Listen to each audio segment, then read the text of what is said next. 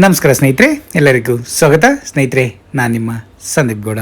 ಸ್ನೇಹಿತರೆ, ಈ ವಿಡಿಯೋದಲ್ಲಿ ಒಂದು ವಿಶೇಷ ಟೆಂಪಲ್ ಬಗ್ಗೆ ಪ್ರತಿಯೊಬ್ಬರಿಗೂ ಮಾಹಿತಿನ ತಿಳಿಸ್ಕೊಡೋಣ ಅಂತ. ಸ್ನೇಹಿತರೆ, ಈ ಟೆಂಪಲ್ಗೆ ಪ್ರತಿಯೊಬ್ಬರು ಮಂತ್ರಾಲಯಕ್ಕೆ ಹೋದಾಗ ನೀವು ಭೇಟಿ ನೀಡೇ ಇರ್ತೀರ. ಈ ಪವಿತ್ರ ಸ್ಥಳಗಳಿಗೆ ಸ್ನೇಹಿತರೆ, ನೀವು ಮಂತ್ರಾಲಯಕ್ಕೆ ಹೋದರೆ ಮಿಸ್ ಮಾಡಲೇಬೇಡಿ.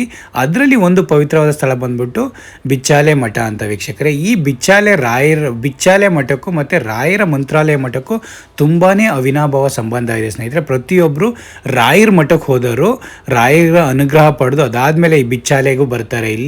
ಇಲ್ಲಿ ರಾಯರ ಶಿಷ್ಯಂದಿರು ಎಲ್ಲ ತುಂಬ ವರ್ಷ ತಂಗಿದ್ರಂತೆ. ಅದರದ್ದೊಂದು ವಿಶೇಷವಾಗಿ ವಿಡಿಯೋ ಮಾಡಿ ಹಾಕ್ತೀನಿ ಸ್ನೇಹಿತರೆ. ಅದರಲ್ಲೂ ಕೂಡ ಒಂದು ಇಲ್ಲಿ ಬಿಚ್ಚಾಲಮ್ಮನ ದೇವಸ್ಥಾನ.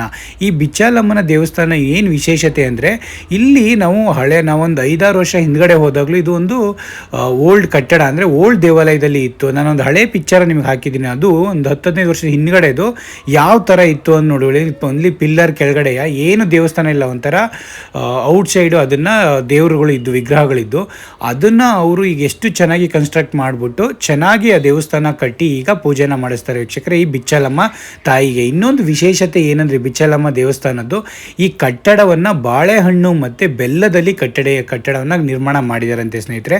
ಅದೊಂದು ತುಂಬಾ ವಿಶೇಷತೆ. ಮತ್ತು ದೇವಿನ ನೋಡೋಕ್ಕೂ ಅಷ್ಟು ವಿಜೃಂಭಿಸ್ತಾರೆ, ಅಷ್ಟು ಚೆನ್ನಾಗಿದೆ ನೋಡೋಕ್ಕೇ. ಒಂಥರ ಇಲ್ಲೂ ಕೂಡ ನೀವು ದೇವಸ್ಥಾನ ಸುತ್ತಮುತ್ತನೂ ಅಷ್ಟು ಕ್ಲೀನಾಗಿ ಎಲ್ಲ ಡೀಟೇಲ್ಸು, ಅದರದ್ದು ಬಿಚ್ಚಾಲಮ್ಮನ ಓಲ್ಡ್ ಟೆಂಪಲ್ ಹೇಗಿರುತ್ತೆ, ಮತ್ತು ಅದು ನೋಡಿ ಓಲ್ಡ್ ಟೆಂಪಲ್ ಎಲ್ಲ ಹೇಗಿದೆ, ಅದನ್ನು ಯಾವುದರಿಂದ ನಿರ್ಮಾಣ ಮಾಡಿದ್ದಾರೆ ಅನ್ನೋ ಪ್ರತಿಯೊಂದು ಮಾಹಿತಿ ನಿಮಗೆ ಆ ದೇವಸ್ಥಾನದಲ್ಲಿ ಕೂಡ ಕೊಟ್ಟಿದ್ದಾರೆ. ನೀವು ಅದನ್ನು ಕೂಡ ಅಷ್ಟು ಚೆನ್ನಾಗಿ ಆ ದೇವಸ್ಥಾನ ನಿರ್ಮಾಣ ಮಾಡಿದ್ದಾರೆ. ಮತ್ತು ಸುತ್ತಲೂ ಅಷ್ಟೇ ಚೆನ್ನಾಗಿ ಪ್ಲೇಸ್ ಇತ್ತು. ಅವಾಗೆಲ್ಲ ಹೋದಾಗ ಒಂಥರ ಏನು ಪ್ಲೇಸ್ ಇರಲಿ, ಎಲ್ಲ ಅಷ್ಟು ಚೆನ್ನಾಗಿ ದೇವಸ್ಥಾನ ಸುತ್ತಮುತ್ತ ಎಲ್ಲ ಅಷ್ಟು ಚೆನ್ನಾಗಿ ಪ್ಲೇಸ್ ಮಾಡಿ ಜಾತ್ರೆ ಮಾಡೋಕ್ಕೋಸ್ಕರ ಎಲ್ಲ ಪ್ರತಿಯೊಂದು ಅಷ್ಟು ಚೆನ್ನಾಗಿದೆ. ಇದೊಂದು ಬಿಚ್ಚಾಲೆಯನ್ನ ಪ್ಲೇಸ್ ಇದೆಯಲ್ಲ, ಇದೊಂದು ತುಂಬಾ ವಿಶೇಷತೆ ಸ್ನೇಹಿತರೆ.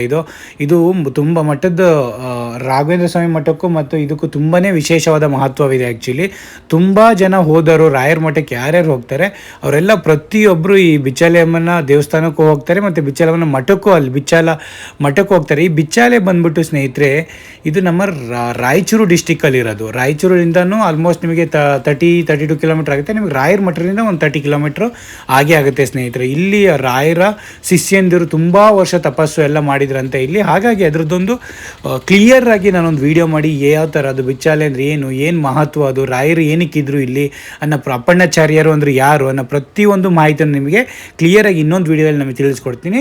ಈ ವಿಡಿಯೋದಲ್ಲಿ ಜಸ್ಟ್ ನಾನು ನಿಮಗೆ ಬಿಚ್ಚಾಲಮ್ಮ ತಾಯಿ ಬಗ್ಗೆ, ಆ ದೇವಸ್ಥಾನ ಹೇಗೆ ಕನ್ಸ್ಟ್ರಕ್ಟ್ ಆಗಿದೆ, ಹೇಗಿದೆ ಅನ್ನೋ ಹಾಗೆ ಅದರದ್ದೊಂದು ಮಾಹಿತಿನ ಈ ವಿಡಿಯೋದಲ್ಲಿ ನಿಮಗೆ ಶೇರ್ ಮಾಡ್ತೀನಿ ಸ್ನೇಹಿತರೆ.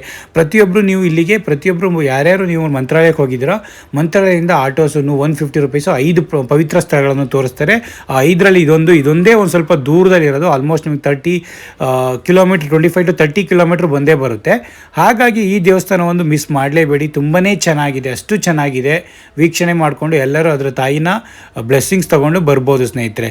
ಹಾಗಾಗಿ ನಿಮಗೆ ಏನೇ ಮಾಹಿತಿ ಬೇಕು ಇದ್ರ ಬಗ್ಗೆ ಅಂದರೆ ಕಮೆಂಟ್ ಮಾಡಿ, ಅಲ್ಲಿ help you out. Thank you so much guys. Please like ಮಾಡಿ, ಶೇರ್ ಮಾಡಿ, ಸಬ್ಸ್ಕ್ರೈಬ್ ಮಾಡ್ಕೊಳ್ಳಿ. ಥ್ಯಾಂಕ್ ಯು ಸೊ ಮಚ್.